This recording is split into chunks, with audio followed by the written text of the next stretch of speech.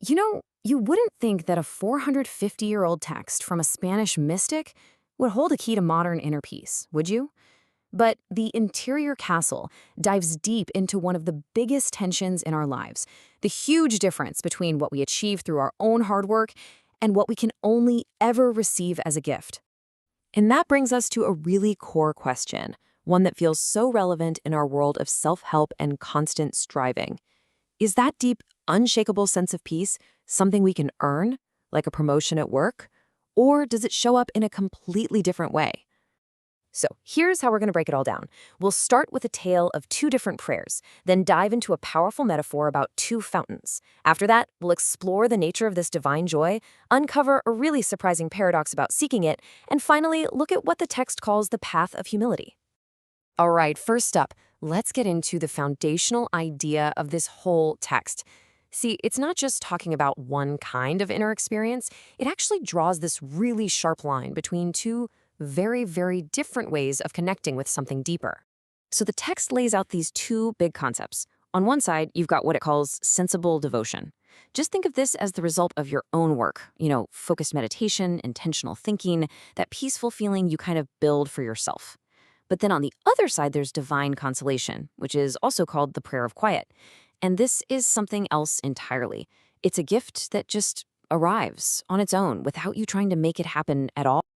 Now, to make this difference really click, the author gives us this absolutely brilliant metaphor. She uses a simple, tangible image to explain these two very different spiritual realities. She literally sets up a thought experiment for us. She writes, "To make the matter clearer, let us imagine we see two fountains with basins which fill with water. This simple picture right here, it's the key to understanding her entire argument." Okay, so the first fountain, this one represents sensible devotion. The water gets there through a whole complicated system of pipes and man-made structures. It's the direct result of our endeavors. It's a product of our own hard work. But the second fountain, well, it's a completely different story. Its basin is built right at the source of a natural spring, and the water fills it up quite noiselessly with zero machinery or human effort. This water symbolizes divine consolation, a peace that flows straight from the source. It's an unearned, effortless gift. And you can see right here in the source text just how the author lays out this powerful comparison. It's the water from man-made aqueducts versus the water that just overflows directly from a natural spring. Such a simple yet totally profound image. So now that we have this idea of a natural overflowing spring of peace, what does that actually feel like? Well, the text goes on to describe the very unique qualities of this experience. It's described as something that comes not from our emotions, not from our heart, but from the very center of the soul.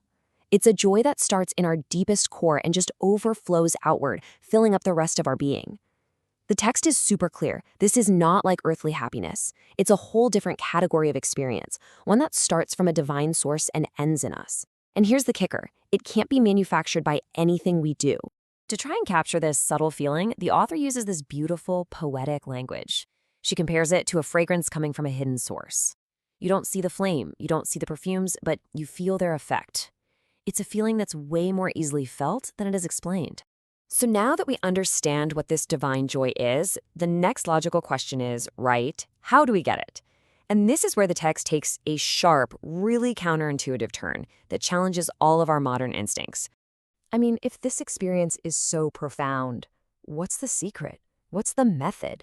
How can we get these divine consolations for ourselves? The answer from the text is a stunning reversal of everything we're taught to do. The answer is, you don't. The author brings us right back to the fountain metaphor to explain why. She says that no matter how hard we try, no matter how much we toil or meditate, we cannot make the water from that natural spring flow. If the source doesn't provide it, all our effort is for nothing. So the crucial point here isn't about earning a prize for good behavior or for hard work.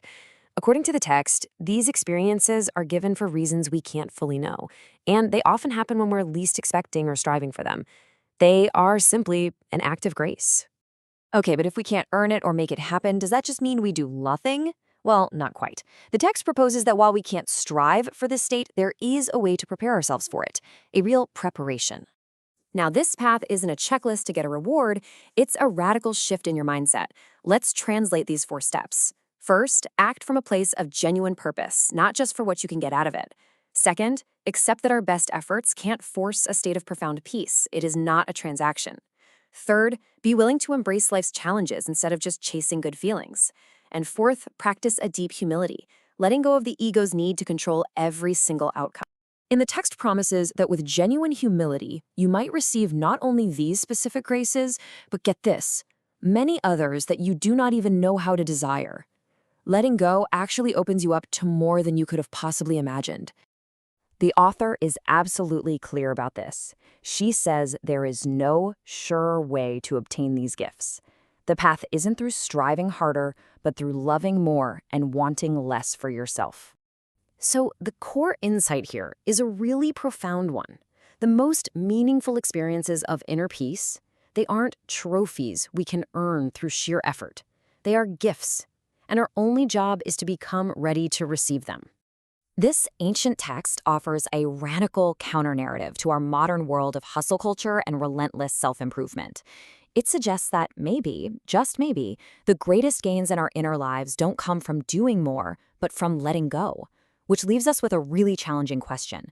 In a culture that is obsessed with striving, what is the real power of surrender?